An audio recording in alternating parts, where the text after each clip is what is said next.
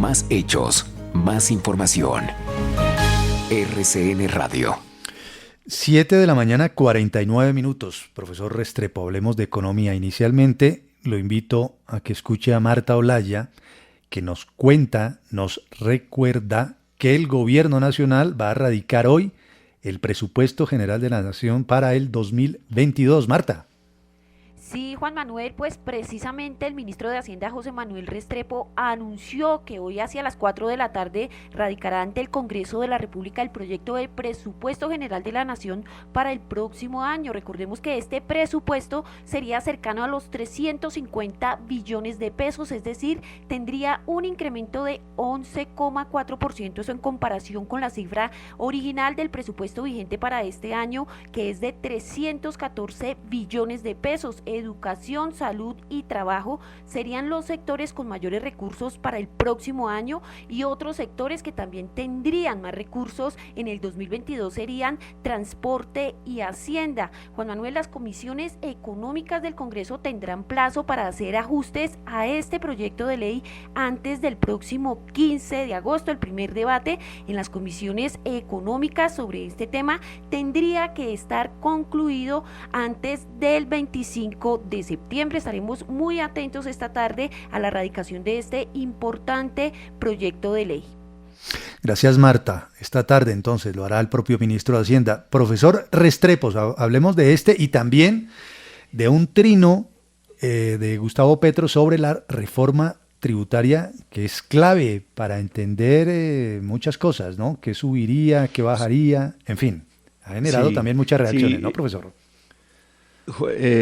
Sí, Juan Manuel, sobre el presupuesto, muy importante es simplemente decir por ahora, porque es lo único que se conoce, que es un presupuesto popocho, es un presupuesto de gasto. Usualmente los presupuestos del último año de gobierno, que en realidad es una fracción, son 6, 7, 8 meses, lo que le queda al gobierno nacional del año entrante, tienden a ser menos gruesos que el presupuesto del año anterior. Sería este 2020, que es el año preelectoral donde sí se gasta usualmente a rodos. Probablemente eso tenga que ver con la necesidad de los gastos para la atención de la pandemia, pero como le digo, habrá que expulgar ese presupuesto para ver con detalles las asignaciones para lo que le interesa a la gente, digamos, que hay, por ejemplo, en materia de gasto para la educación superior, en materia de gastos extraordinarios de salud, cuánto va a crecer el gasto en defensa y seguridad, y muy importante, pues los gastos para deporte, cultura y ciencia, que siempre terminan siendo las cenicientas.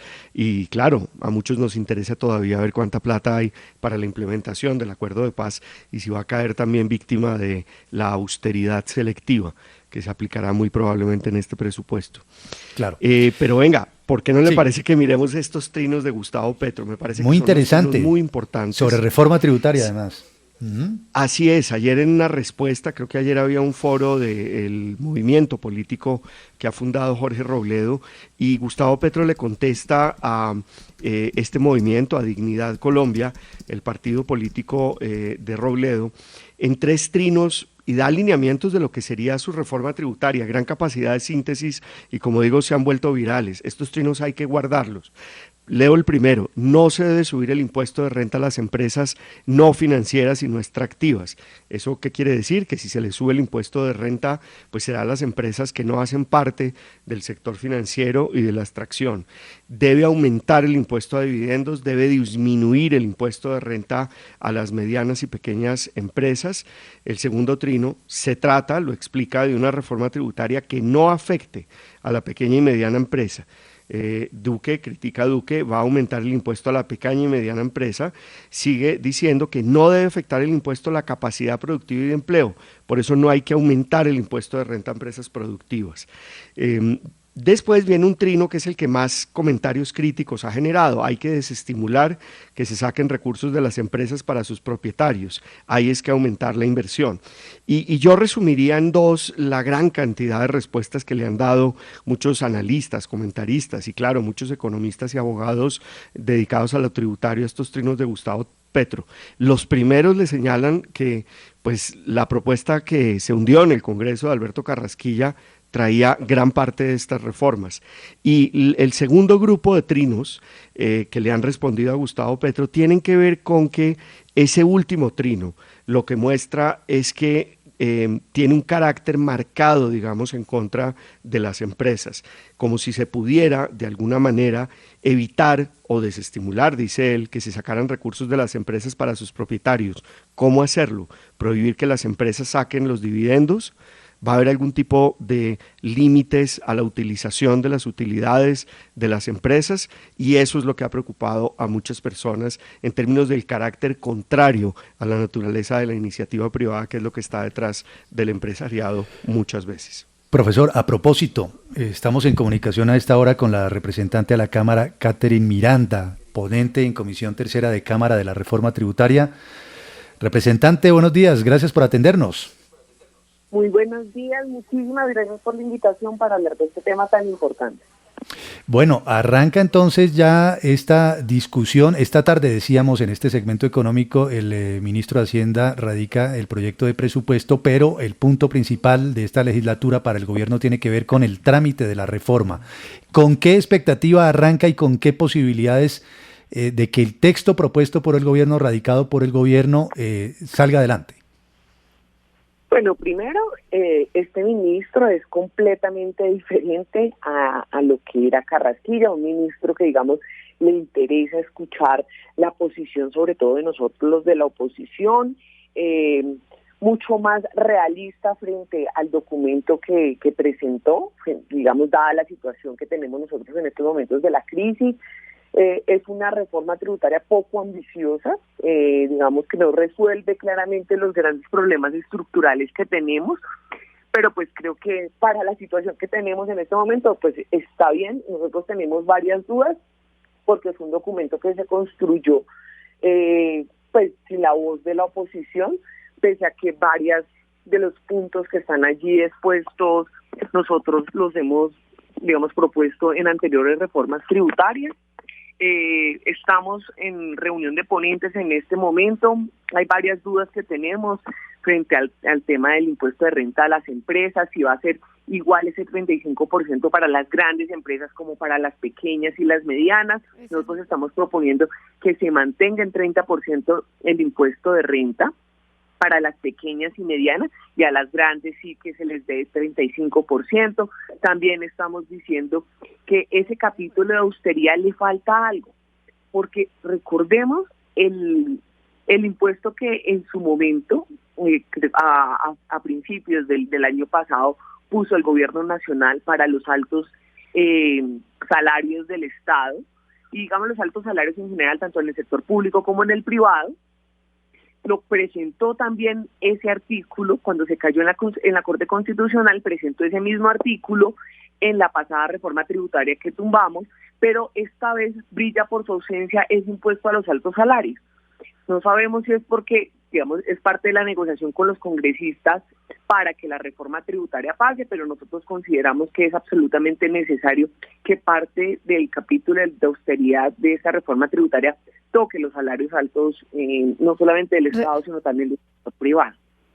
Representante Miranda, volviendo al tema de las empresas, pues la reforma tributaria pone sobre los hombros de las empresas el 40% de lo que piensa recaudar con un impuesto del 35%. He oído entre todos los comentarios y todas las lecturas que he hecho además sobre el tema, que unos proponen, usted dice que bajarla al 30%, otros proponen algo más gradual, es decir, que el 35% a las grandes empresas y digamos, hacerlo disminuir ese porcentaje según el tamaño de las empresas. ¿Es viable y le suena la propuesta?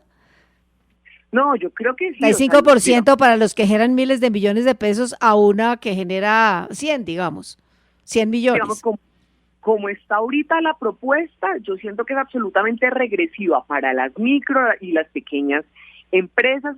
Además es un golpe durísimo, empresas que no han sacado la cabeza, pero también, para decir verdad, o sea, las ayudas del gobierno nacional a estas pequeñas empresas ha sido prácticamente nula. Entonces nosotros lo que consideramos es que lo mínimo que tiene que pasar en este momento es que se quede tal cual para la pequeña y la mediana empresa, y para las grandes sí que la tarifa aumente al 35%. Nosotros hemos hablado de este tema con el ministro y el ministro está, digamos, entiende la situación, entiende la preocupación que tienen los pequeños empresarios y es un tema que, digamos, creo que podemos nosotros ayudar a solucionar en el transcurso del trámite. Sin embargo, nosotros también estamos diciendo que hay posibilidades de lograr unos recaudos más importantes. Yo lamento profundamente que el tema de impuestos verdes no esté en esta reforma tributaria, que el tema de bebidas azucaradas tampoco. Entonces, no se está escuchando realmente las motivaciones del por qué la ciudadanía salió a las calles, y siento que el gobierno nacional tiene que, le metieron mensaje de urgencia, ya llevamos 2 reuniones de ponentes en Hacienda, y esto quiere meterle un acelerador terrible. La mayoría de estos impuestos se van a causar a partir del próximo año. Entonces lo que yo le digo y le dije al ministro es, no tenemos el afán que están colocando la reforma tributaria y no podemos permitir que pase lo que pasó con la pasada reforma tributaria. Hay que escuchar a la ciudadanía, hay que escuchar al empresariado, sobre todo al pequeño, y mirar cómo logramos sacar una reforma tributaria donde realmente logremos un recaudo importante, pero que no toquemos a los más pobres. Representante Miranda, pero ¿no sería mejor que si hay una tarifa, que haya una tarifa diferencial sobre los niveles de utilidad, como proponía la anterior reforma, es decir, que no dependa del tamaño de la empresa, que a veces se determina con el número de empleados, y puede haber una empresa pequeñitita, por ejemplo, del sector de servicios que tengan unas utilidades enormes aquí en Colombia, por ejemplo, y que termine pagando entonces una tarifa de impuestos mucho más baja? ¿No es mejor hacer eso por el nivel de utilidades de la empresa, como proponía la anterior reforma, que traía una tarifa del 25% para las empresas que tuvieran utilidades de menos de 5.000 millones de pesos, que efectivamente son el 95% de las empresas en el país, muchas de ellas, la gran mayoría, pymes? Sí, no, en eso estamos totalmente de acuerdo y es una propuesta que nosotros hemos hecho desde la primera reforma tributaria, desde la primera. Sin embargo, creo que tenemos que entender que estamos en plena época electoral y estas grandes empresas que, digamos, presentan utilidades importantes y que deberían estar tributando en esta reforma tributaria, pues son precisamente las empresas que financian campañas políticas. Y en eso no podemos decirnos mentiras.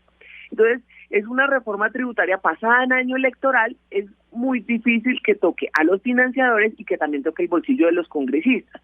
Entonces, nosotros lo que estamos diciendo es, tenemos que mostrar ejemplo, es un Congreso que realmente ha estado ausente en una cuarentena privilegiada, a pesar de los esfuerzos que desde diferentes sectores hemos hecho para que haya una presencialidad.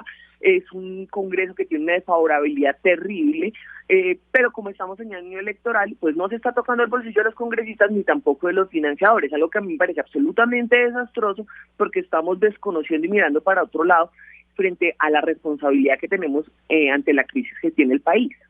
Sí. Representante Catherine Miranda, gracias por atendernos en RCN Radio. A ustedes mil gracias.